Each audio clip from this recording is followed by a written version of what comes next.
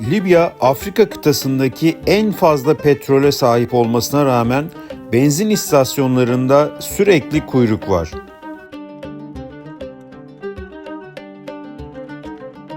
Sömürgeci devletler burada sistemi böyle kurmuş. Sıramızı bekleyip bir benzin pompasına yanaştık. Libyalılar bu tarz işlerde kendilerinden daha düşük gelir seviyesindeki Sudanlıları çalıştırıyor. 1 litre benzin 0,15 dinar, yani 1 TL'ye tekabül ediyor.